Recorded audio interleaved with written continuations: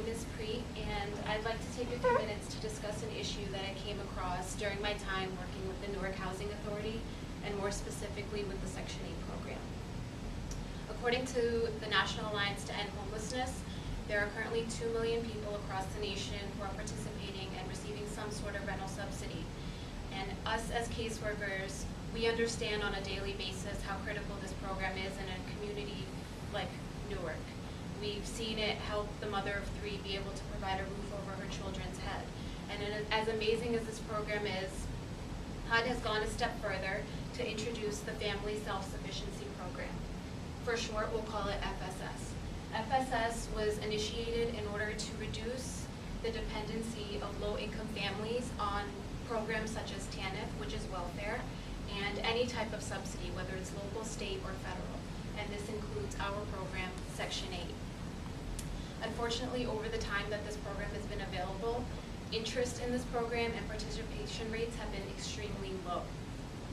A lot of this has to do with ongoing issues that we see as caseworkers, cycles of dependency within families, undervalue of families and their own potentials to do better for themselves.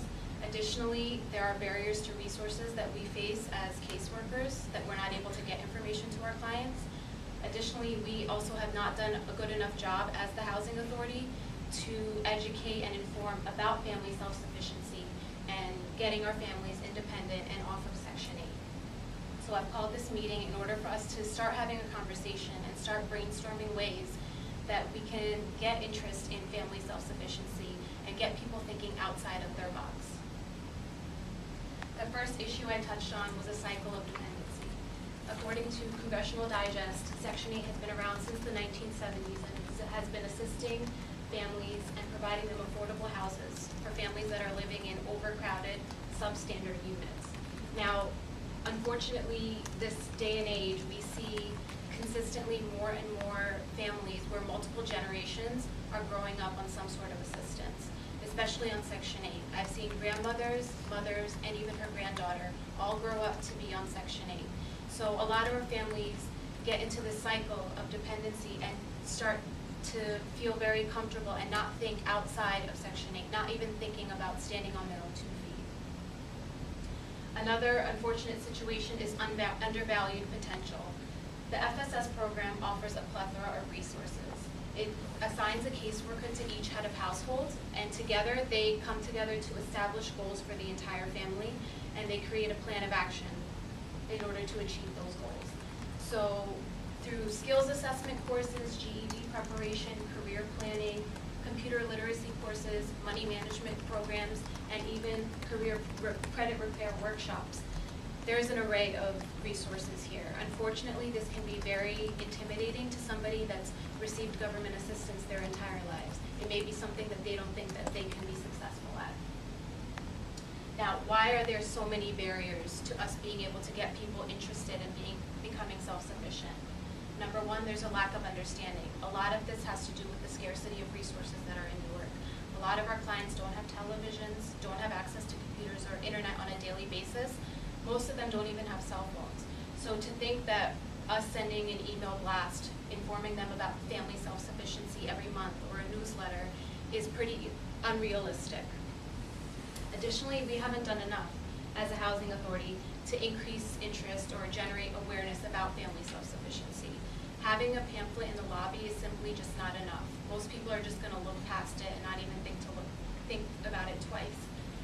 So what I've called this meeting for, and I wanted to pick your brains a little bit, if you can think of any ways, considering the lack of resources that we have in this community, ways that we may be able to, in a fun way, generate some kind of interest in our clients in becoming self-sufficient.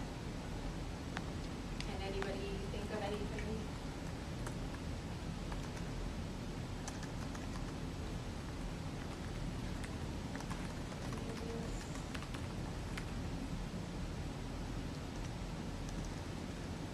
Well, how about having information sessions?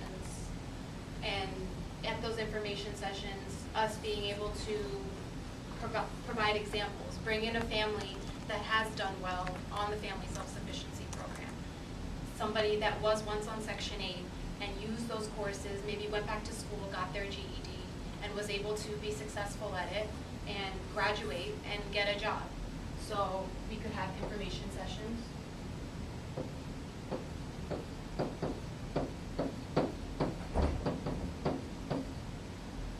Anything else? Maybe like have some kind of community fair or some kind of organized event. And at those community fairs or organized events, that would be a great avenue for us as the Newark Housing Authority to bring our resources, bring our pamphlets there, and also we can invite those families that have done well on the Family Self-Sufficiency Program. Because being on the Section 8 program, a lot of them don't have examples of families that have done well. So if we bring somebody that did go back, get their degree, or something like that, they would be able to see somebody who was successful. Anything else?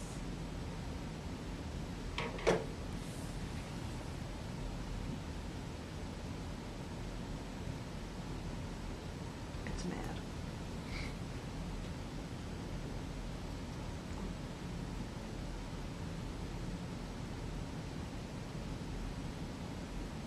So like I said, having information sessions, having them more often rather than once a year, make them more available and make ourselves more accessible to the community.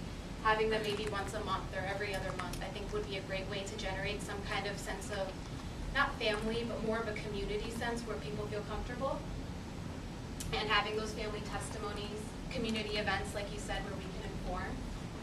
And also another idea would have training classes and allow people to come in, sit in on a computer training seminar. So overall, FSS is a partnership between NHA and the community. Although we do have a lot of barriers as far as resources and our clients not understanding their potential, we do have, as the Housing Authority, enough brains here and enough care, we care about this community to start thinking about ways to get people interested in getting off of Section 8 and becoming independent